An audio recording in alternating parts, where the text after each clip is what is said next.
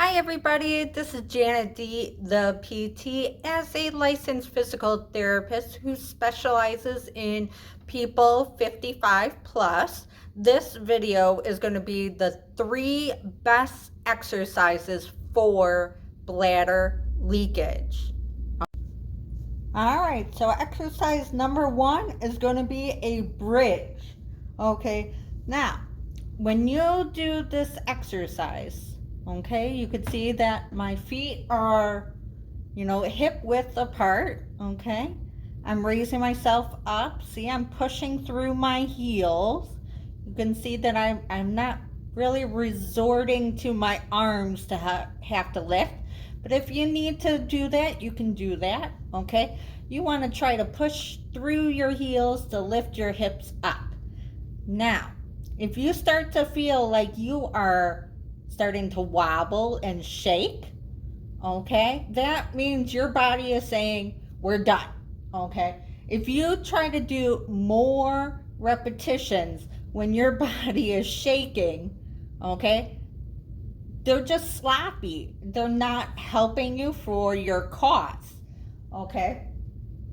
And one of the things that we want to focus on is when we lift up, we want to make sure we are not holding our breath, okay? Because a lot of bladder leakage has to do with internal pressure, air pressure, okay? And so as you breathe out, you're getting the pressure out and actually being able to get a higher lift, okay? So that's exercise number 1.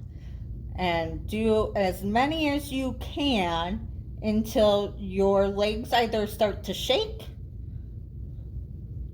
or you get tired, or you get bored, okay? Exercise number 2 is going to be resisted hip abduction. Now, if you guys have theraband at home, most people who have done therapy tend to have these bands, but if not, I'll show you a different option.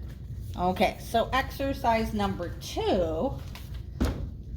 Okay, so you can see I'm taking my resistant band, okay, tying a knot, okay, so my legs are still in a bridge form, okay, but this time we're gonna pull apart, okay, so my feet are still firm on the floor, on the table, on the bed, but the knees are pulling out, okay, so you want to pull out, hold it, and control. So a lot of our bladder leakage has to do with we don't have the control of the muscles in our pelvic floor, but also in our hips, okay? And so that's why these 3 best exercises are really focusing on having that control, that stability, so then that way we're not wreaking havoc on our organs, okay? So again, you want to do these exercises until you either start to get wobbly, fatigue, so you're going to feel the soreness on the outside of your leg, okay? Or when you get bored, okay? All right, now what do you do if you don't have the theraband at home? Okay, so the modified exercise includes, okay, so we still have our feet in that bridge form, okay, we're gonna take one leg and have it drop to the side, okay, really emphasizing on that control. So this is not about speed, this is about control, okay, and bringing it back in. So I don't want the knees touching when I come back in.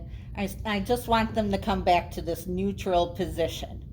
Okay, so you bring the leg out to the side.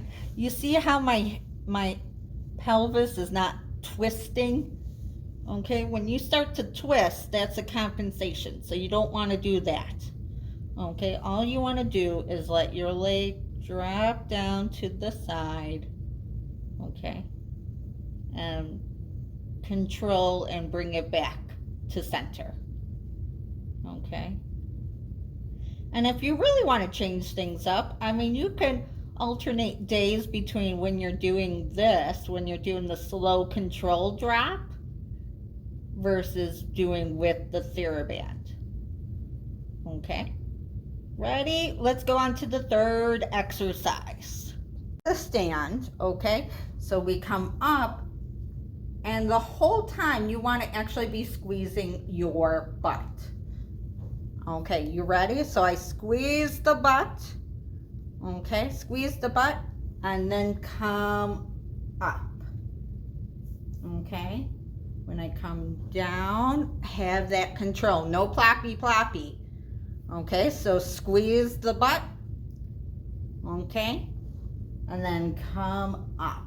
When we squeeze, when we engage our butt, okay, we're actually taking pressure and tension off of our pelvic floor, okay, which then helps treat or prevent bladder leakage, because you're actually having the other muscles kick in to what they need to do.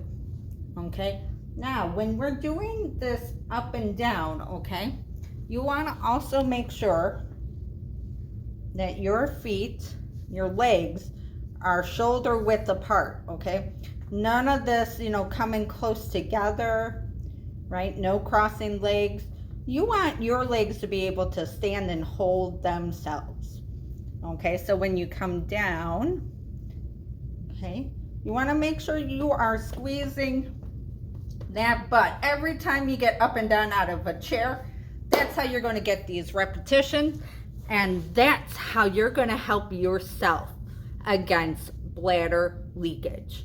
If you like this video, go ahead and press like, share, subscribe, tell your friends and neighbors. Janet D, the PT.